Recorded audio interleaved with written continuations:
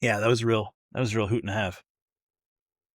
Those are the Let's Chicano cut. years, so you know it was a good Let time. me put the light on.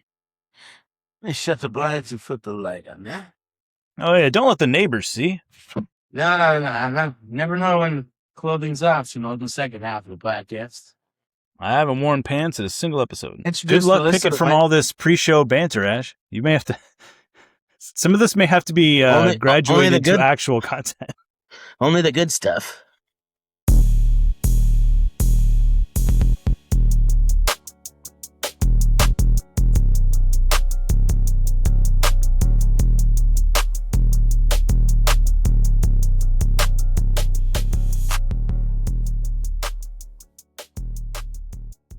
Well, I feel like this would be a great time to welcome everybody, having already been here on the backside of the podcast. Now you all know how the meat is made. Sausage is made. It's made of meat. Pour one up. Welcome everyone to Raising Spirits, a new standard podcast, with your hosts Nate the Great, and I'm still Will. And thanks for joining us on an extended walk down memory lane. I think if you joined us last week, you heard quite a few casino stories from us, and obviously we had a few more in the tank there that we had to get out. You got to let those out every so often. People love them. You tell us. But today, ironically enough, we want to talk more about casinos. So hopefully you're here for that. If not, maybe we'll talk about something else at the end. Why don't you stick around and find out? Tell us in the comments if it was worthwhile. Yeah, buddy. On the YouTubes. So, Nate, I know I had mentioned this, and I think some of our viewers who are tuned into the casino world have seen it, but the Harrah's Caesars Eldorado is now being bought again for, depending on which part of the organization you're in, the 5th or 6th or 7th time in its lifetime. And I think I want to talk a little bit about, obviously this is important to us. We're both Harrah's Caesars people, Ashley included for a spell, I believe. She was pre-Jack. So it's a big deal for us. We lived through some of these changes and mergers and things, but also, for some of the folks that do listen to us rant, there's so many mergers and acquisitions going on in the casino world. MGM is in the midst of one right now. Obviously, if this one goes through, then your Golden Nugget folks, Landry's folks are going to be caught up in some changes. Wynn has gone through some changes. There's constantly, the moving of properties also in areas. So it's not necessarily just companies getting bought and sold, but properties and teams moving around. And so it's relevant in that it's happening now, but it's also relevant that it's happening all the time. And this is Caesars. This is the kind of the blueprint of how gaming is set up now. Maybe they've not necessarily kept up with the times. I think that's a big part of the reason why they've been up for sale so much in recent memory is they were an innovator of a lot of different aspects of the gaming world that we enjoy today. But they, that's the tough part about being the Joneses is everybody's trying to keep up with you.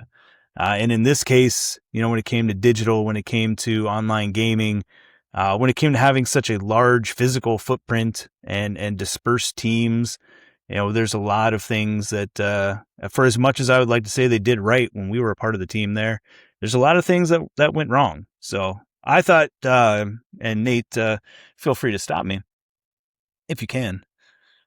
Talk a little bit about the history of Harrah's, where we kind of came into the story and what they're looking at today as a consequence of these actions here. Yeah, I mentioned it last week. Contain your excitement. Starting in, pardon me. What are you drinking in there? What kind of mixer you got today? Exciting. Just ice. It's the Angel's Envy finished rye. One of my favorites there. I bust that back up. Oh, we're on a rye kick today.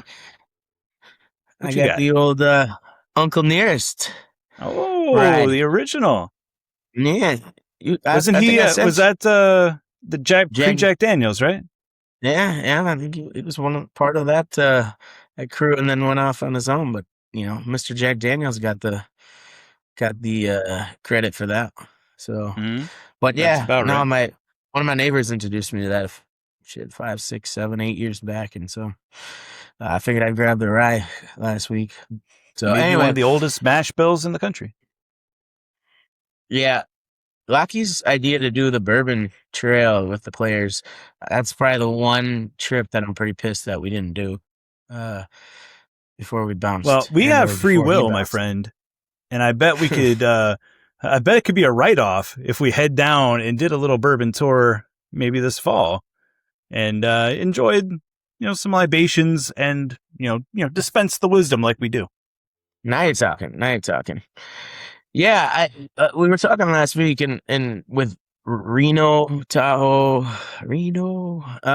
being some of the oldest properties that Harris had, I again with El Dorado down there too, in Reno, and I remember then when I got out to Ohio a little bit after then when they were bought, Caesars was bought out.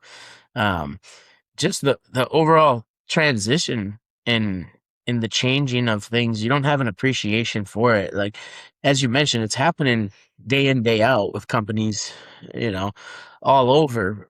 It's a good thing when the market doesn't understand or realize what's going on.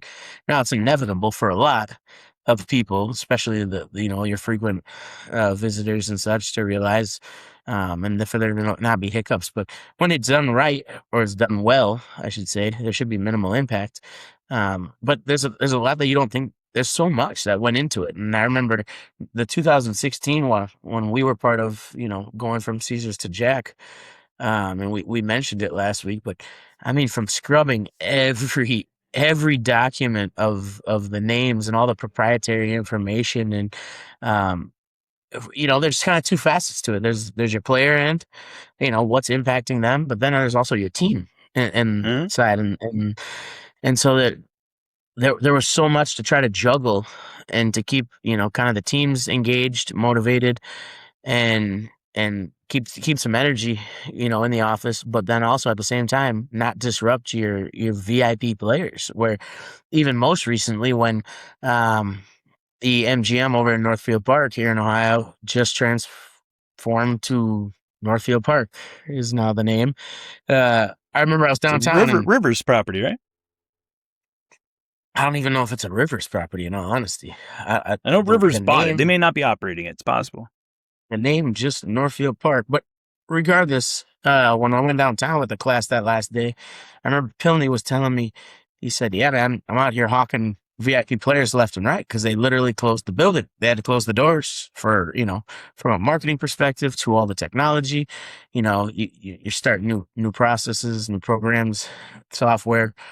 And there's so much that goes into it. And yeah, a casino turning its lights off and shutting its doors is not imaginable, pre-COVID. And all of a sudden you got to do it for a while. And you risk, again, losing your players, losing that coin in for that day, that volume, and disrupting their play. But then beyond that, comes all the ups and downs. I remember we had from a loyalty program perspective where, I got into marketing, I think a little bit within that year after our transition, and it was about point earning and how they were earning their comps and their free play, and all those things changed, and how it disrupted and really pissed off some players that they're going to take a walk and they're going to go to the place that's not changing things, and eventually that place will change things and they may bounce back. But how do you retain those customers? How do you keep your team, again, engaged and loyal and motivated? And there's so many behind the scenes things that go on with these transitions that the normal person doesn't really realize. But the amount of work, nonstop, 15, 16-hour days, I remember, from at work to at home. And yeah, that was I think I said last week, it was an exciting time for sure. But and once you look back at it, it was kind of a proud moment for almost everybody. But it is happening regularly. It just doesn't always happen to you. Yeah. I think that day we closed for a little under 48 hours. I did a 40-hour shift. Slept on the couch in my office because we had to wait until the system came back up. And whenever the system came up is when we needed to do our testing and do all these other things. And so it was basically, you're there until it comes back up. There's no reason to drive an hour each way and wake up in the middle of the night, get dressed again, come back out. That was it was a great lesson in perception. You can be a very smart person and come up with an idea that you think is very smart, and I'm speaking specifically to the loyalty program changes. But if that's not perceived as smart or better by the customer, then it's not. Doesn't matter if it's more lucrative. If you're not getting credit for the spend, there's no point in spending it. So that was a big lesson that everyone had to learn, that you could be the smartest person in the room, but if the customer's in the room with you, that doesn't matter. You have to pay attention to what the customer's asking for, what they're used to, and especially when you're pushing change, you have to sell the change. You can't just say, "Oh yeah, it's better." You have to show them why is it better, or if it's not as good in some areas, you have to own up to that and say, like, "Yeah, we're having to take for Peter to pay Paul, so you're gonna get a little less of A, but you're gonna get a whole lot more of B, and here's some other reasons why." You have to just kind of be upfront. You can't just be vague with them. Yeah, blowing smoke never works. And I feel like we were put in a shitty position, especially with, again, our highest clientele who would recognize those minor change or those changes, whereas the average everyday customer, or every week customer is not going to realize the change, but the ones who did were our most significant customers. And I don't feel like we were heard as a VIP team when we were voicing the feedback from those players. And they thought it was just a normal VIP player saying that, bitching they're not getting enough free play, they're not getting enough comps, they're not getting enough, promotions and food and offers. But in reality, they recognize those minimal changes, similar to changes on banks of machines, to when the Mhm. hold would get changed, and they would recognize that as such a small, minuscule percentage of change that would be made, and they would recognize it. And again, the average Joe's not, but this clientele that's cycling through, million, $2 million a year, they notice it. Yeah, you got to keep in mind that when you're dealing with a frequency market, in hospitality, you got two kind of distinct things. You got, destination marketing, or infrequent places that you go for a special occasion or you travel to go to, and then you got, the cheers mentality. So, if Sam Malone changed the type of beer on tap, Norm is going to notice. It's the same concept. You change the games, the locations of something, the menu in your steakhouse. I remember we had one great player in Laughlin, and we kept a dish on the steakhouse that didn't hardly sell whatsoever because it was his favorite dish. And he didn't want us to make it special for him. When we took it off the menu, we said, "Oh, we can still make that for you." He's like, "No, no, no, it's not on the menu. I don't want to make a fuss." But he's clearly disappointed. So we added it back to the menu. It took up some space. We didn't have any special ingredients for it. It was just a preparation. But it was a decision we made because the 3 times a year when he came in, and it was always based on when he had sold some futures on his crops. He was a farmer. So whenever he made his big deals, and it was never really regular, it was always around the same time of year. It was never regular. So he didn't know when he was going to come in, but it was always there for him. Mushroom chicken. Gotta love it. But he was going to notice, and it was going to affect his play. So that's kind of an extreme example, because obviously he was enough to move the needle to do something special for one person. But you got to take into consideration, when you've got frequency, you've got people measuring everything all the time. And if you move their cheese, they're going to know. Well, that's the other thing too, is with the loyalty programs too. And we realized that the Caesars, they're getting their diamond trips, their 7-star trips annually. And now that you don't have a property necessarily in Las Vegas, that they reap the benefits of that part of the loyalty program. Now what? What do we do now that they feel like they lost something, and they did? Mhm. And obviously, we're not sending play elsewhere. We're keeping it in house. But from a loyalty perspective, again, and you got the competitor down the road offering, 12 destinations across the country that they can go take their trip for, and their airfare from. And again, in another life, we'd probably have all done a handful of things differently. But Mhm. important lesson to measure 3 or 4 times and cut once when you're doing shit like that, because the amount of impact it can have, and the negative impact that it could have, the positive is probably not really, the ceiling's there for that, but the floor is endless, so you Yep. really got to be careful. And they've messed it up a couple times with Harrah's, Caesars, El Dorado, and they've gotten it right a couple times. So to start, Harrah's Reno, you mentioned the oldest property. That was originally Bill Harrah's Bingo Parlor, opened that in 1937, and running just that small operation. And I think it's closed now, isn't it? Did they close that property down, or did they redo it into an El Dorado? But I don't think what was there is there anymore. I'd have to Google it, but I do know with the El Dorado being next door, and they had 2 or 3 properties, so I wouldn't doubt that after that merger a few years back, they probably took one off a strip there. Yeah, the Reno such strip as it is. Had a great steakhouse. I'll give them that. 1955 opened up Harrah's Tahoe. So second oldest in the brand. Still a beautiful property to this day. You can't beat the scenery. Probably hardly any casino destination would have the same kind of atmosphere around it. Yeah, they just did a big renovation too, and on the Harvey side, on the lake side, and that was one of the last ones that they did with the Caesars merger shit back in early 2000s. But that one, I mean, that property was obviously older, but had all the penthouses there looking off to the lake. You got the summer concert venue outside. Again, for those who haven't been to Lake Tahoe, go hit me up. It's beautiful. I got you covered. A lake 7,000 miles above sea level, surrounded by mountains. All the shit you want to do. Beautiful, beautiful. And then there's your casino, so you could sit inside the whole time if you want to. Some people do that. Idiots. They got a great view out. There's a cigar bar up or there was, at least I don't know if there still is, up at the top of, I think it's of Harrah's. I don't think it's of Harvey's. Friday. It used to be Fridays. They've so all changed. All those things changed. Yeah, that's true. But it had a beautiful view. Like you could see forever. Such a great place. But anyway, so they opened up at 55. Continued to, just kind of be a small company to the point where they then, as they grew, they did an IPO in 1977. I didn't realize they were a publicly traded company all that way back, which was the crowning achievement for Bill Harrah. He died in 78. So this is now, didn't really get passed down. It's now kind of in flux. So in 1980, Holiday Inn, of all people, buys it for $300 million, which sounds like nothing today, but I'm sure in $1980, that was quite the acquisition, I should say. Acquirement's not a word. Which I thought this was a kind of a fun fact. So with all this money that Bill Harrah was making off of his just a handful of casinos, he had an enormous classic car collection, like hundreds and hundreds of cars.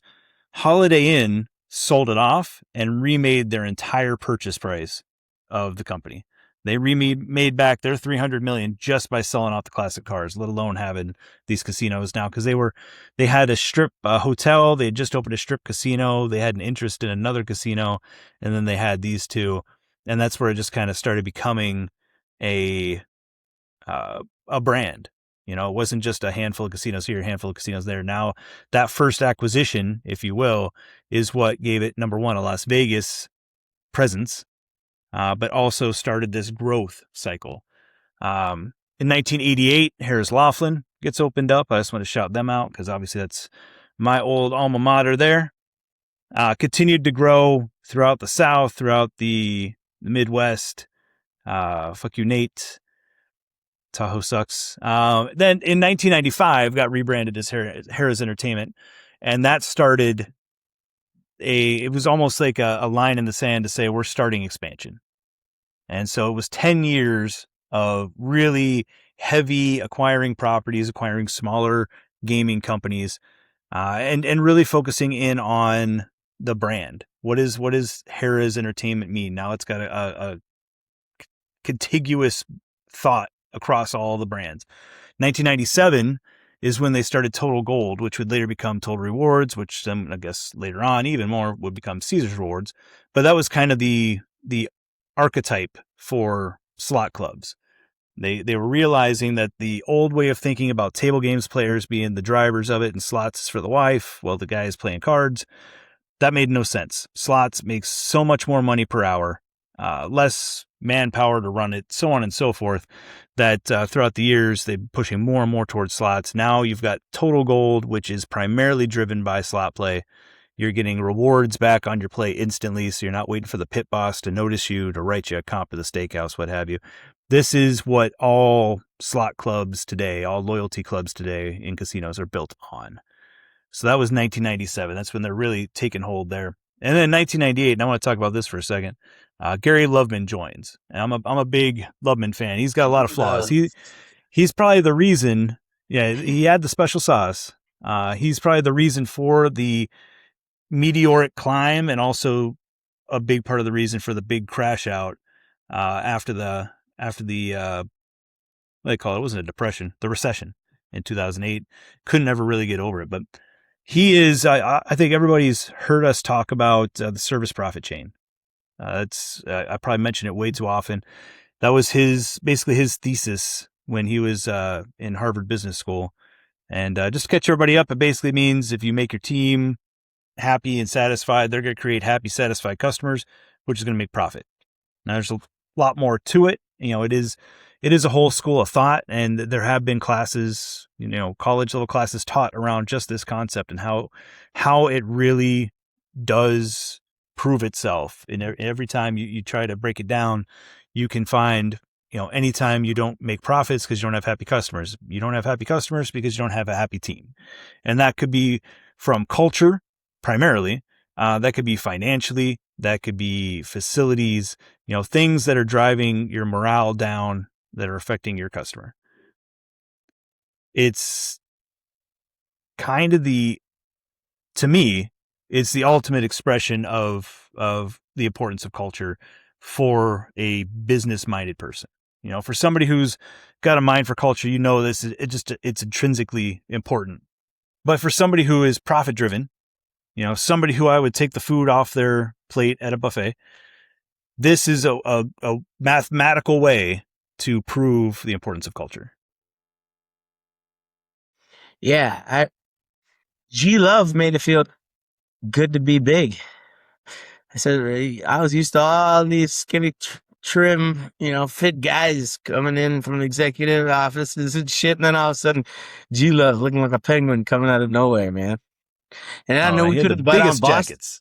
We couldn't bet on the Celtics either because of his ass. Mm-hmm.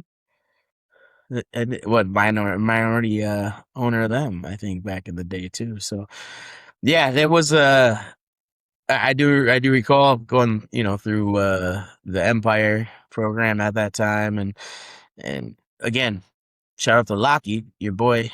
We service profit chain. I remember he said, if you can't answer that effing phone, I don't need to pay the phone. They'll turn it in on your way out the door.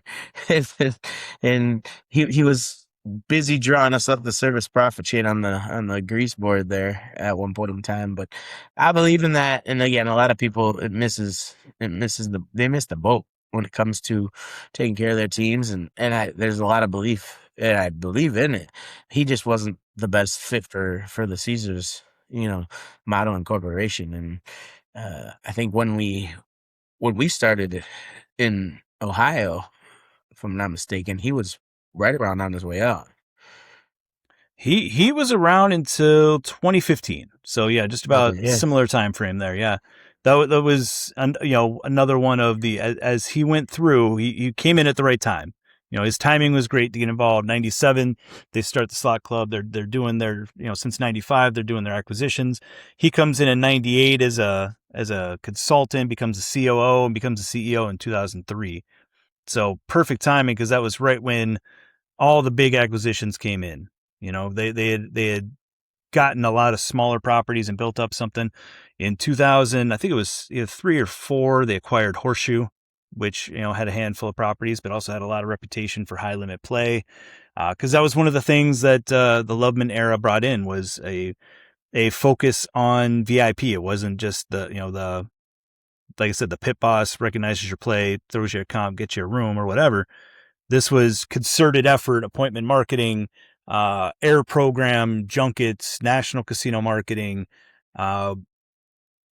ethnic marketing, Asian, Latin American, Middle Eastern marketing, Asian marketing, to the point where we kind of, as a company, made a big faux pas. There was before everybody was getting into Macau, obviously it makes total sense now to operate a casino in Macau, but this was the early days.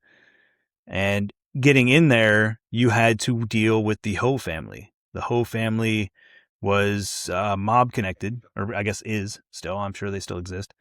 But over there, it didn't really matter. They controlled kind of if you got a license or not through whatever means. I'm not pretending to understand the politics that was going on over in Macau or China at the time, but we wanted to get in because we knew it was going to be a big market. There was a couple of operators there. They were making money hand over fist. So Caesars had bought, or I should say Harrah's had bought, a golf course, knowing that they could develop some land around it and potentially build a casino down the road. To do that, they had to make a deal with the Ho family. Well, not only did that end up never happening, it became just a big money pit and a big disaster, but it also prevented some casino deals in the U.S. from going through because of certain regulations in certain states. I remember specifically when we wanted to open a property in Boston, we were denied the license because we had technically, as a company, had dealings with the mob. Yeah. So, but as a whole, I believe this was about the time that they started sending the Asian hosts to the countries that they originated from to make visits to the players, because in a lot of Asian cultures, if you visit someone, they now have an obligation to come visit you. So they would spend tens of thousands of dollars sending hosts out to China, to Korea, to Thailand, Vietnam, what have you. They would visit and obviously we're wined and dined for it. Took them out of town, and then these guys would come back, and the benefit was tenfold. Similar for the Middle Eastern marketing, although a much smaller market. So Horseshoes acquired. 2005 is when Caesars was acquired, and this is the one where I think they fucked it up. I was there for it. I got number one, there's a little sexism in the celebration. I remember distinctly at the property. I don't know if it was true in all properties. I don't know. Were you on board in 2005? Nathan? No. Did you get a set of No. So it was a big celebration. Big celebration that they set up the banquet rooms for an employee appreciation day, saying, "Hey, we're look at this. This is a big deal. We've kind of always prided ourselves on being a smaller operator. This was kind of graduating into, we took over Caesars. It wasn't the other way around kind of idea." And so everybody got a gift, but the gift was divided by sex. So all the men, we got a set of rocks glasses, which were kind of gold, embossed with the two logos on it, set of 4 in a nice big box. It was nice. I had them for years. By the time I got rid of them, they had no embossing on it left, but very, very nice set of rocks glasses. The ladies got a scarf, a silk scarf, as if any women in 2005 were wearing silk scarves. I don't know if they were, but certainly the ladies in my little desert town were not. And they were much more likely to be drinking a whiskey than they were to be, putting a scarf on for the Corvette on the way home. So just a big miss there. So that was a little embarrassing. And they ended up making it right. They came back through and said, anybody who wants the rocks glasses can get the rocks glasses. We'll order more. But just whoever made that decision, big swing and a miss on that. At least they didn't give him the Hoover. A brand new blender? What do you know? So yeah, it was a big thing, and this was the big mistake I think they made, besides, being sexist. They really made it seem like we had beat Caesars.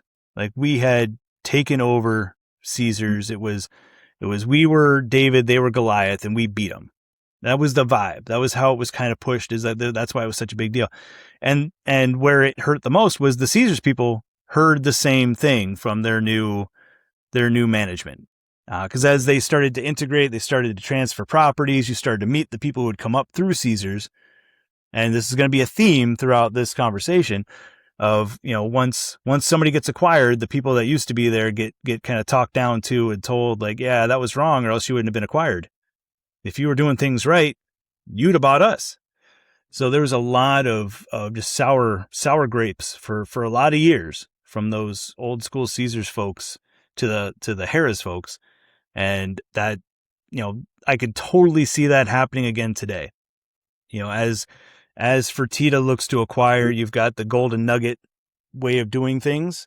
And obviously as the buyer, it's your, at your pleasure, you can push out a new culture, a new direction, new acronyms for everybody to have to memorize.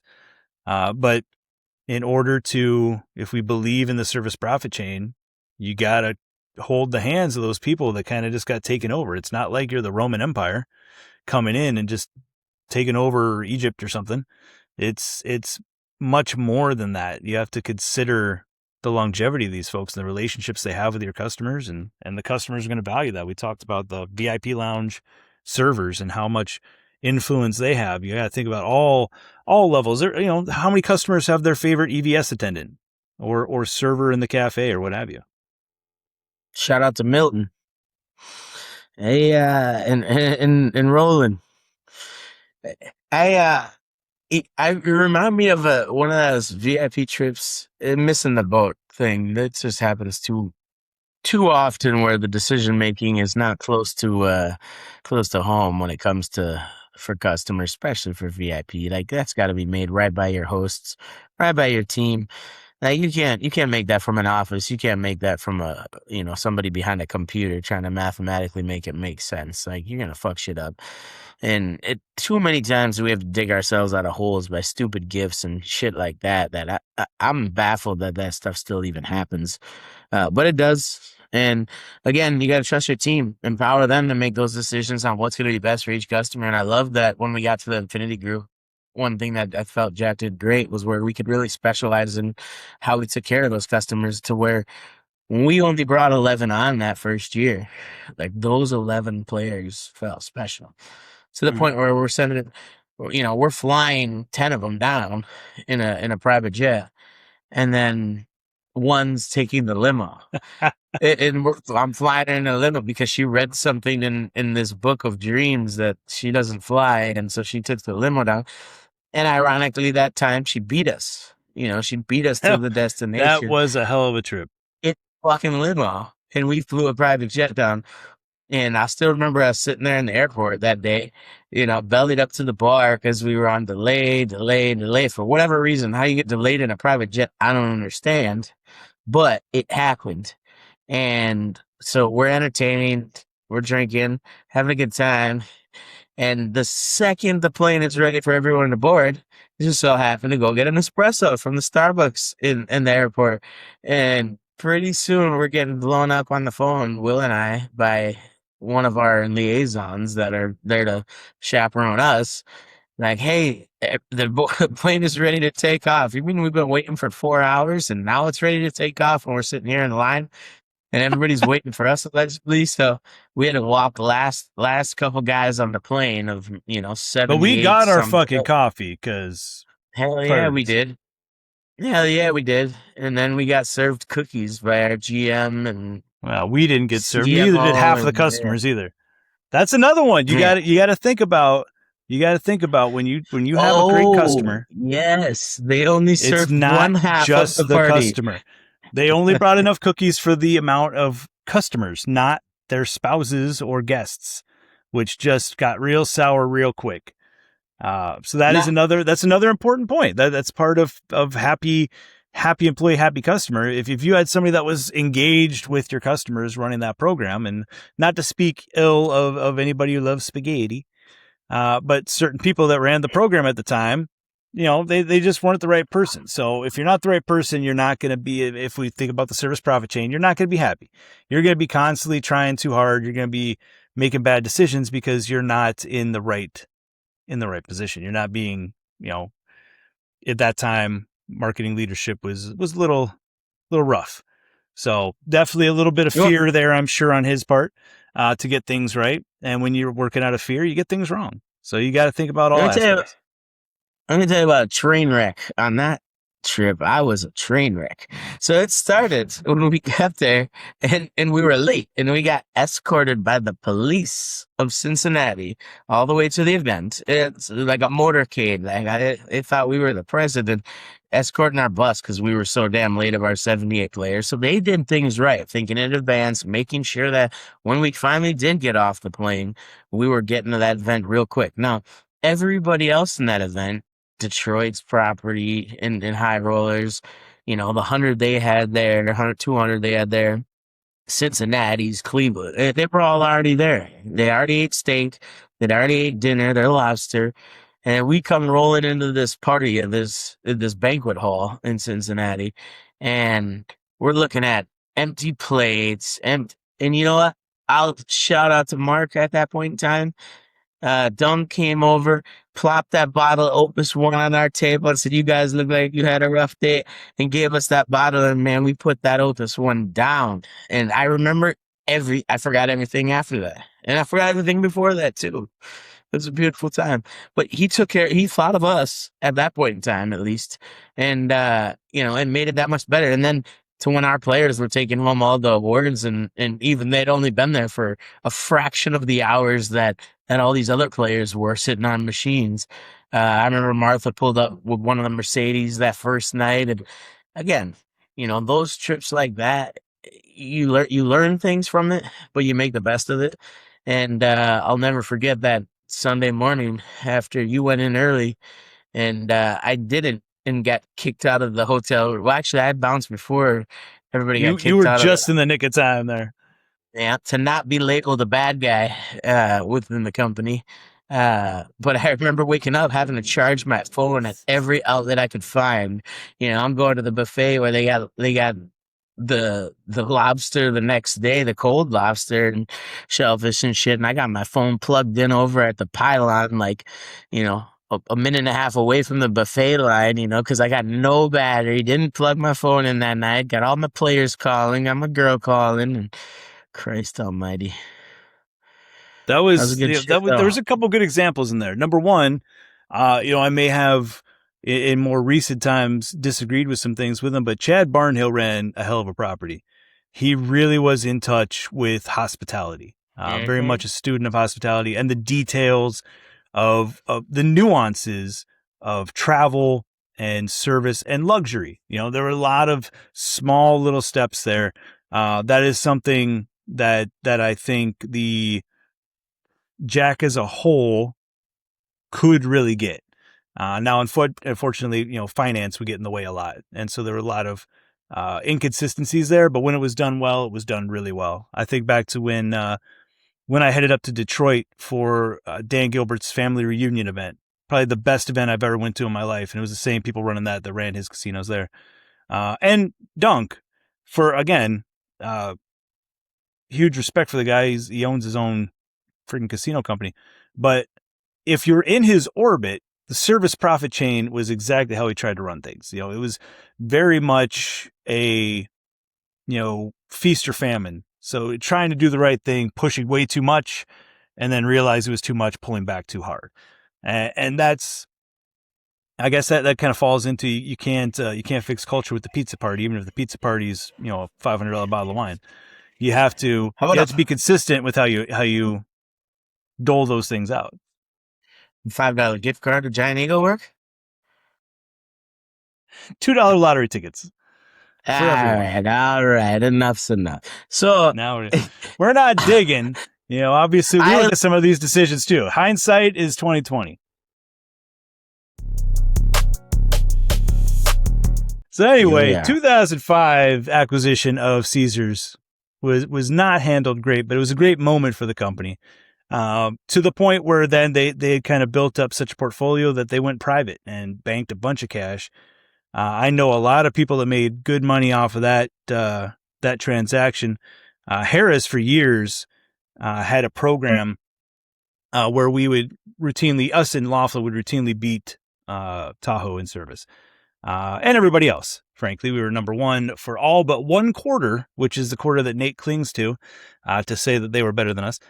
But every time you achieved your service scores, and I won't go into the details of that because it was kind of a percentage shift over time.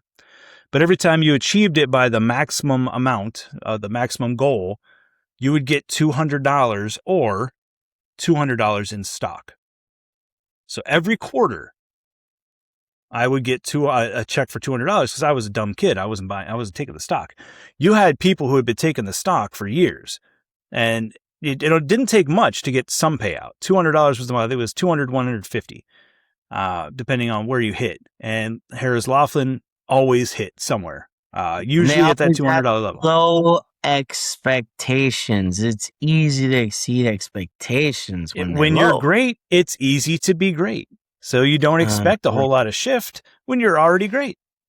Yeah. But anyway, Whatever you gotta had say, so. people for 10 years, over 10 years, banking this stock. I had people I worked with that made a nice 6-figure payout on, you're talking Keno runners and cocktail waitresses and whatnot, 6 figures in the bank account on this acquisition. It's a huge deal. Huge deal.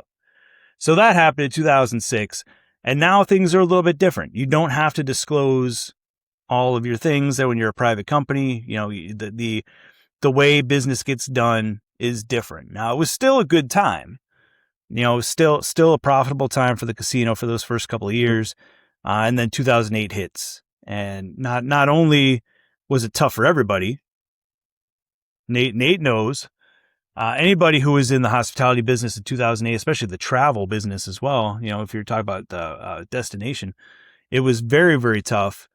But the decisions that we made were made by a private company owned by venture capitalists, not by something owned and operated by hospitality professionals or anybody that would have to look anybody in the eye the next day. So that was a real rough time. I know it was rough up in Tahoe. In Laughlin, I was running a Mexican restaurant at the time, and I had to lay off somewhere between 10 to 12 people in the same night. And they were all H-2B workers who had, basically, by us letting them go, they lost their visa. So they had to go back to Mexico. They'd been coming up and working summers for 10, 12, 15 years, some of them. So that was a real tough one. There was a lot of tears on that one.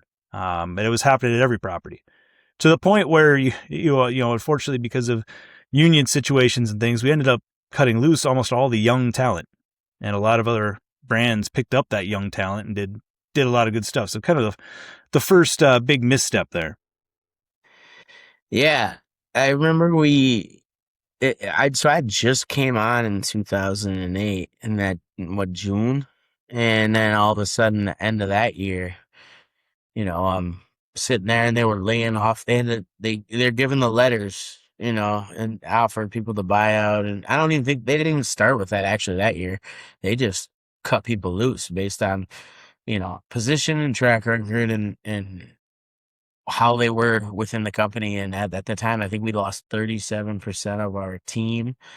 And actually, I felt guilt. Myself and one other, we were there after our internship and hired on. The two of us brought on to the department, and they kept us around. And they basically told us we're there for a different reason. We're on a different track, and hired into this training program. And so they kept us on. But I felt guilty because I had moms and grandmas and family members of my team members losing their job. And they're all sitting there looking at me, and I'm like last one in, expecting to be first one out. And at the time, it probably wouldn't have bothered me too much, right? Like I had plenty other plans that I could have done a year after or within a year after graduating. And so, but I felt awkward, and I think they did right in regards to starting with the team members on disciplinary action and such. And then, but unfortunately at the time, unions weren't strong in Tahoe, so we weren't unionized. And so we didn't have to go based on merit necessarily. So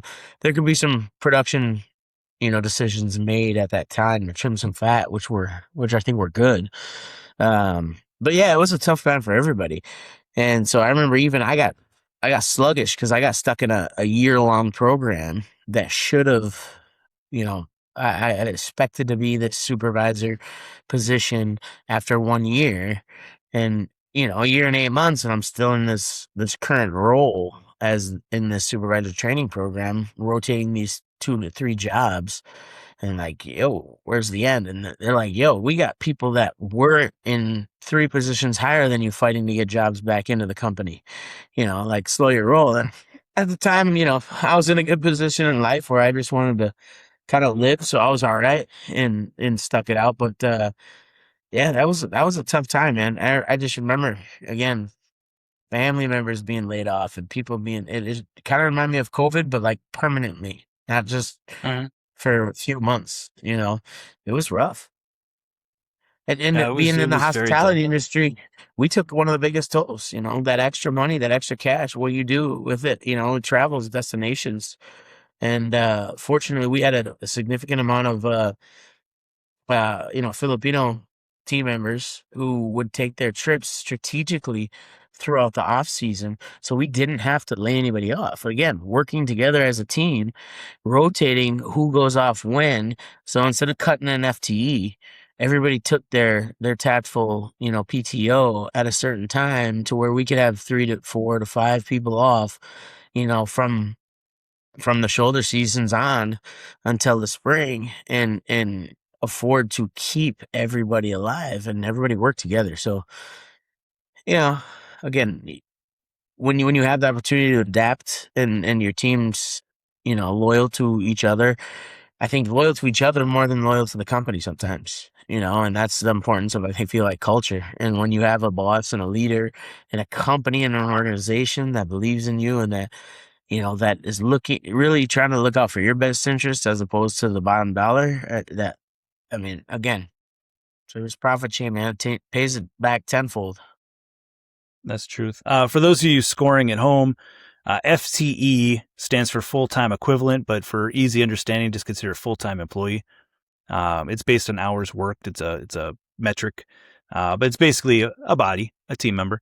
And PTO is paid time off, or for most areas, a vacation day. Just to keep everybody on the level field.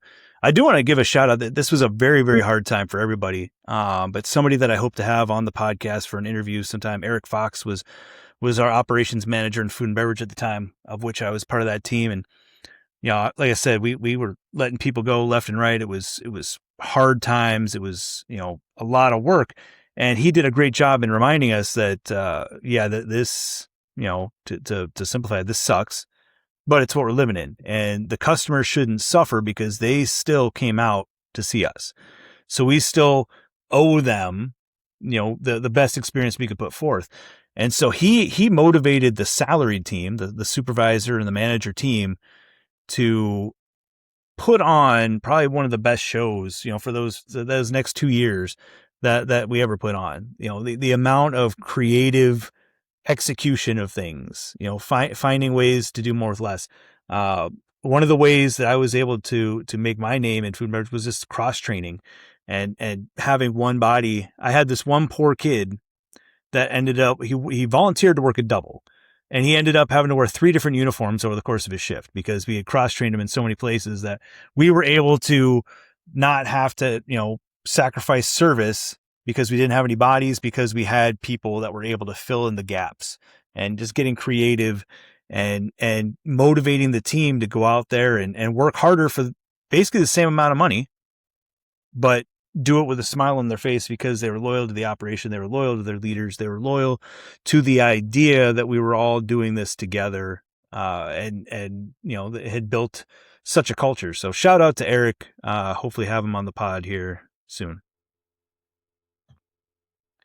So that whole shit festival happened. We got out of that quagmire, and after a couple years, perhaps even related to the recession, in 2010, became Caesars Entertainment. It really kind of, us at a Harris property, I don't know if it was up in your neck of the woods, kind of disenfranchised us. We had a lot of bad feelings about that because of how much it had been talked about when we acquired Caesars, that it's because Harris was the, superior brand. Harrah's was a better brand, and so that's why Harrah's bought Caesars. And so when it became Caesars Entertainment, it was almost like, well, you were lying to us, or, somebody made a bad decision. We were all blaming TPG and Apollo for their private equity influence. Everybody was turning on Loveman internally. It was just a very weird time there. I don't know if you experienced that. Nah, fortunately, at least not at my level. No, none of that. It was more about, I remember when the Apollo group came through, and again, it seemed like every penny counted.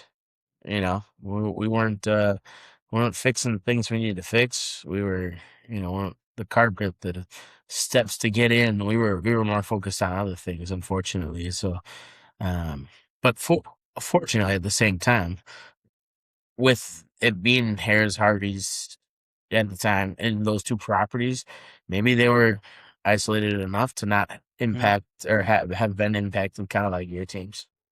No, possible. So we get through that. It becomes the norm. Culture shock is culture shock. 2015, we come around to chapter 11. Having seen declining revenues since 2008, you've got so much built into the operation. You have so much physical plant, so many properties, and every property needs to have maintenance capital. Like you said, the carpet needs to be changed. You got to buy machines. You got to market. You got to pay the costs. Got to pay the people. You got to pay the light bill, the whole 9 yards. You got so much baked into it, and then all the other demands on it just got to be too much as gaming kind of decentralized. And that was also the same year, like we talked about earlier, that we decentralized from Caesars and became Jack in our Ohio capacity there at our properties. Just a huge culture shock there as well. Similar to when Harrah's bought Caesars and the Caesars people were kind of told, hey, I know you've been doing things one way forever and that was the right way to do it. Well, it's wrong and you got to do it this way. We had that culture shock when we became Jack Entertainment. It was loaded up with Stations people. Stations owned by Tillman Fertitta's cousin Frank. So the Fertitta company was involved in that to a degree, or at least building the culture that eventually became Jack Entertainment. So it was big culture shock. It was a lot of longtime Caesars people, Harrah's people that had filled in the property leadership ranks for a long time, and now all of our bosses were of a Stations mindset. So, it's not just how you were taught to do business; it's the language. The acronyms you're taught to memorize for service or for different things. All the little things that you probably wouldn't think about that would go into how a team member feels. The stability of it. So just another example of where, you need to hold people's hands. You need to bring them along for the journey. You can't just tell them that black is white now or white is black now. You gotta bring them through gray to get to the other side. That was beautiful. I just made that up on the fly there. Isn't that good? Write that down, Ash. Yeah. Somebody will. No, all I could think about is getting the cops called on me 2 nights ago, doing something that I never thought I'd get the cops called on me for. That's a story for a different podcast. We start having the whole, okay. So this reminds me, if we're talking, can we talk race for 30 seconds? There is a great Cleveland Instagram. And it's it depends on who's leading it. It's either taking my black friend to do white people shit or taking my white friend to do black people shit. And it's 2 guys in Cleveland, and each one takes the last one was taking his buddy to a black neighborhood to go to the best chicken spot in town. One of the white guy ones was going to the gun club, the country club thing. And they talk to the people about their thing, and they show how it's basically showing how it's not so different. You're just going to a different area, but these guys are hilarious. So I don't know who runs that. Actually, if you could put up a link to that, it is a great, a very simple way of breaking it down, how everybody's just kind of, the differences we project on these things aren't really real. And you can go, you don't need your black friend to take you to the chicken spot. You don't need your white friend to take you to the country club. That it's all kind of the same stuff, and it's people put labels on that stuff. Yeah, but don't ride your bike after dark, pal. It's fucked up, man. 2019, the El Dorado merger happened. And that was a big one. That one hit me personally. This one eliminated the whole division of the business that my wife worked at. So she had left the company previously, but all of her friends that were working in NCM, a lot of and maybe by, circumstance, maybe by design, a lot of the senior women were cut out and kind of replaced. So a very, very big shakeup of the corporate structure. NCM, shout out to all of my former NCM reps and friends there. kind of got rid of that whole part of the company. And a lot of them found places to land in other companies. There's a few still around, but just a very big change. Again, kind of pushing the parent company, the buyer's culture down without, a bridge, the gray, to get you to that other side. There's no, it's now hey, today it's this, tomorrow it's that, and that's how it's going to go. So it was very messy. And I'll say this: I was in Laughlin last summer, I should say last spring, last April, and I spent 10 years of my life at this property, and I was gone for maybe about 12. So long enough, for those 10 years, some changes happened, but it still felt like the same place. So being gone for that same amount of time, I figured I would come back, and there'd be a few differences, but not too much. The whole, and I love the people that still work there. I shout out to the host team. A lot of them are the same folks that worked with me when I was there. Shout out to the food and beverage team. There's some folks there as well.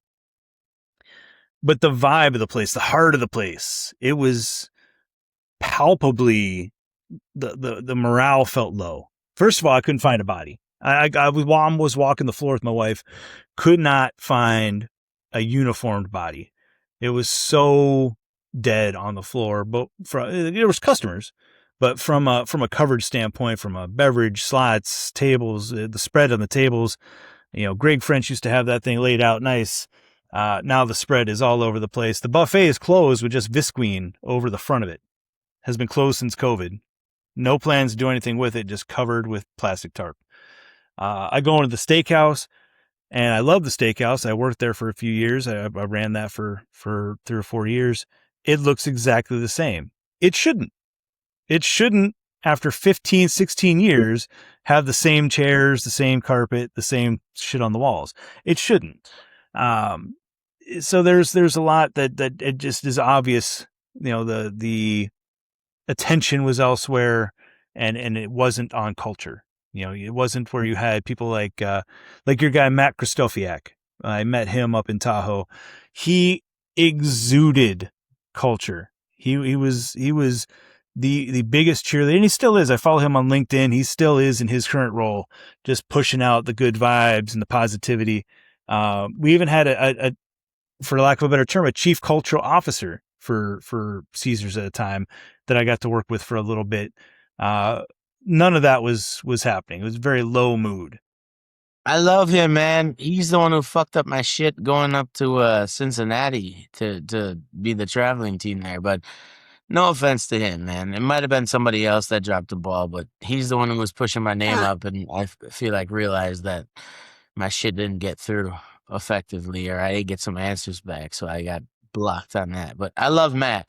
Actually, there was a point in time too when probably around 2015, 2016, where I was gonna go head back to Vegas, and Matt, he acknowledged my existence, let's put it, and vouched for me to get a position over in Planet Hollywood, out in Vegas. And so at that time, I was offered that a role over there, a role with your asshole self, and a role in Thank you for finishing that. Baltimore at the same time, all three. And I'm like, somehow I land on this guy that I'm sitting left or You right fucked of, up, is depending what on you're saying.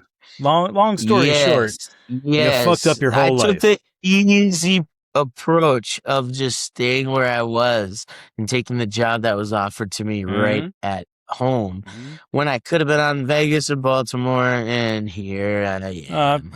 Wouldn't get too excited about Baltimore, but Vegas. Yeah, well, it is what it is. I They still got some have fancy numbers in Baltimore. That's true. That's true. I have a copy of Dr. Seuss book that Matt Kristofiak gave to everybody that went to, it was 2012's Emerging Leaders Summit that I was invited to. And in the room, there was, first of all, beautiful amenities, great rooms, but also really nice, like welcome amenities, like the mints, they give you the cookies and stuff. And just, they really, again, a very Chad Barnhill approach to hospitality up there in Tahoe. But yeah, he had the signed book in there, and it was a simple story. It's a Dr. Seuss, The Places You Will Go.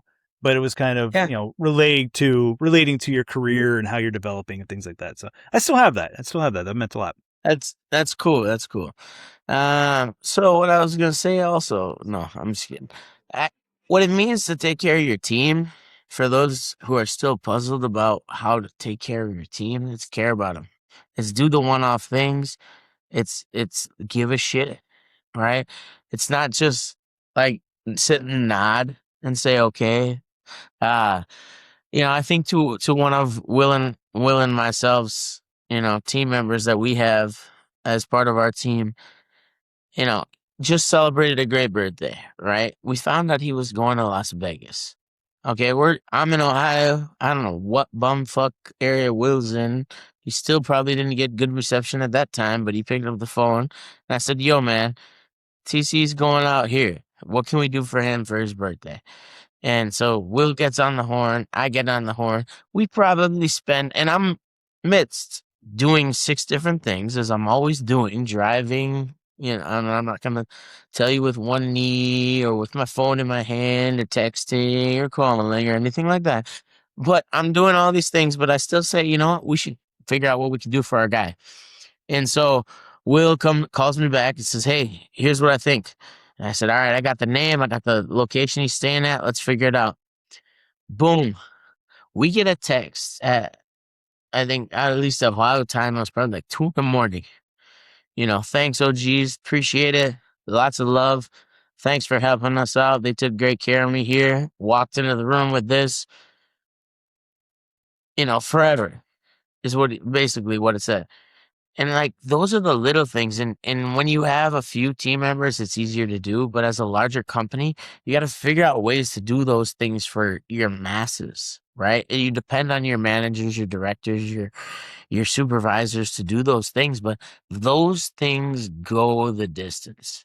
And when a team member is, feels appreciated and is backed by, their supporters, not necessarily superiors, can't look at it as that.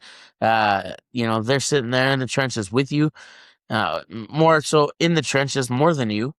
Like, you got to figure out a way to take care of them. And so when he sent that text that night, it was like 2 in the morning. Again, I saw that. I looked over and I was like, we did right. Will had a fruit spread, and he's a very healthy guy, spread sent out to his room. He didn't know we knew where his room was. We didn't know where his room was. We just knew his name. I got out where he was staying. I sifted that out of him through conversation a couple days, through all the conversation. And Will got a fruit spread sent up to his room with a bottle of champagne. So when he got back from his night out, that was sitting there waiting for him, right? Not only did we do that, we knew where he was going that evening because he told us, "Hey, man, I'm headed here." Nonchalantly, we asked him what he was doing during his trip. So we figured out where he was going to watch the game and what table he was sitting there to reserve, and we made sure that they had his bottle sitting there waiting for him, his drinks on tap, all covered by us. Now I'm talking $125, $200, $300, right? So nothing extraordinary, but the impact that probably makes on somebody on your team, again, I'm not saying they're going to die for you, but they are going to work for you. They are going to embrace what you're asking them to do, and they're going to do it that much better. So I think that's a perfect example of what it takes to, to have that team mentality and that service profit chain. And we know he's going to do tenfold what we did for him, for us, but by taking care of our people. I remember Scott Lockheed, we talk about quite a bit. Friend of the show, listener, or was. He may have divested by now. You never know. I was working for him. He was our general manager when I got divorced years ago. And I had, met my current wife later down the road. And I had asked for time. Shout out to Sabrina. Shout out. She can't. I have headphones in, man. You just shouted out my eardrum. Don't worry. It'll come through on the back end. When she listens to it, yeah. Probably our number one listener just leaves it on the background. We got 2 listeners. This is great. This is great. It's you and me when we listen to it to make sure we didn't seem like idiots. We got 3 today. So he found out that we were going on our first trip. I never took PTO. I was very terrible about taking PTO. So I asked for some time off. And so he's like, "Oh, what are you doing?" I'm like, "Oh, me and Sabrina, we're going on our first trip. We're going to New York City to go see a show and go eat at some nice restaurants and just have a nice, 4-day weekend kind of thing." I show up at the hotel. Not only is there a bottle of wine there, but the first night's paid for. Like, he just called ahead, took care of this because he knew that it was an important part of my life, and he treated it as, that he could have just got everybody jackets for Christmas or for, appreciation day or whatever, or took everybody out to the bar and bought a round or something. But instead he would find ways to personalize his appreciation. And he never asked, he never did it as a grand in front of people gesture. It was always that kind of on the side thing. So that's the thing. When you're talking about, engaging the team, and if you're talking about the service profit chain, a happy team equals happy customers. Your team isn't a homogenous group of people. It's several individuals. So as much as you can cater to the individual, it's not always possible, but you can, listen to the group and listen to people's wants and needs and know, what really is going to resonate with them rather than thinking, that's my dog's ass right there. Sorry, I saw something in the picture and couldn't figure out what that was behind me. No, that's your face. Cute. Knowing, listening instead of assuming.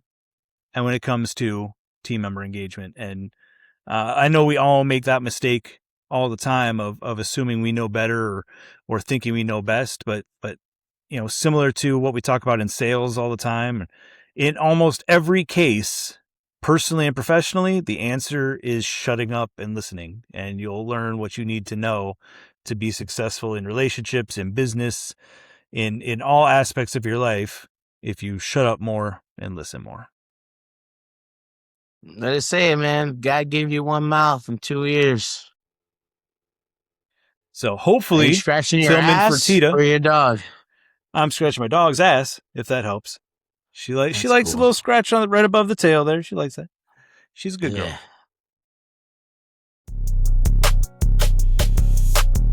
Yeah.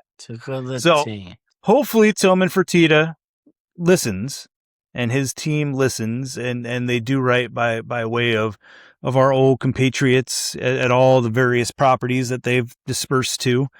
He is, he's a TV star. He's a MBA owner. He owns a fleet of restaurants and a good amount of casinos. He owns part of the Wynn. Shout out to the Wynn where Terry was staying there. And his cousin Frank owns the station's empire. So he's got a lot of ins. So there's no reason why this shouldn't be a good thing. But for anybody that's going through it, just remember that change is inevitable. And a big part of, we talk a lot to leaders and in middle management and above. And as much as you're feeling the impact gets amplified as it goes down the ranks. So your attitude, whether you're feeling, dissatisfaction with changes or things like that, if it bleeds through to the next level, they're going to feel it 10 times harder than you're feeling it. And you serve a lot of masters in a leadership role. Obviously everybody's got a boss, and you've got your team to worry about, but you also have to make sure that you're thinking about yourself. So from a mental health perspective, make sure you take time out for yourself when going through these kind of changes and, talk to somebody about it. And if you don't have somebody to talk to, call us. We'll be happy to listen to you, but make sure that your employees know that they have you to reach out to and that they have you that has their back. And as you translate the changes and things like that, that you're keeping in mind, your audience and not just being a pass through. It's a tough thing to do. Managing change is very hard. Well said, Will.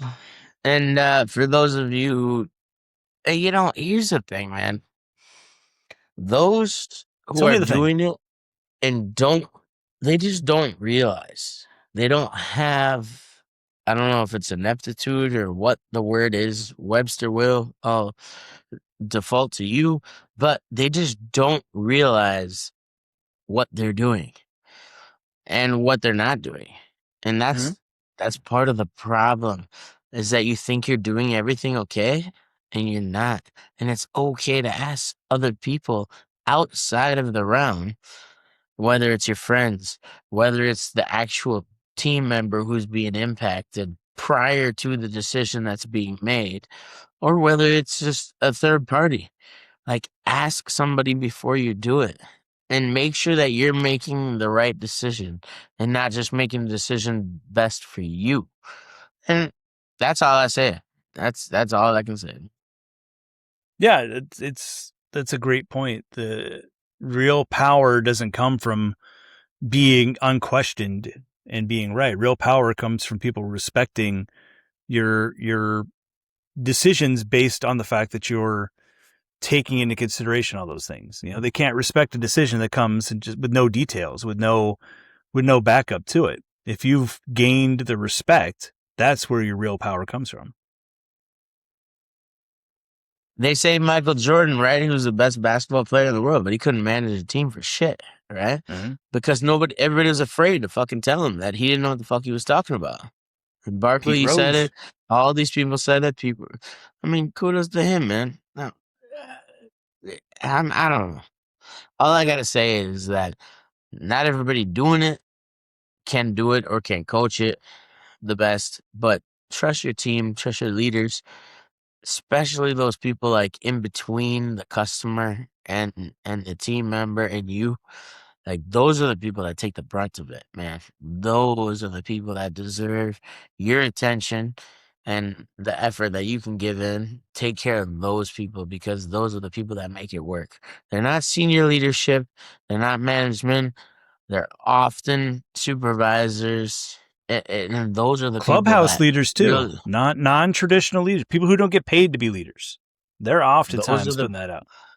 Those are the people that make shit work, man. So take care of that. And if you're in a position like that, where you see it going on consistently, and you feel like, you know, this isn't the way it ought to be, then that may mean that you should explore, you know, a career in leadership, a transition to leadership in your area. You know, if what you're seeing, you know, you're more than welcome to start to ask questions. You're not to the point, you know, protect yourself, but every decision that is iterated to you should be open to be questioned respectfully.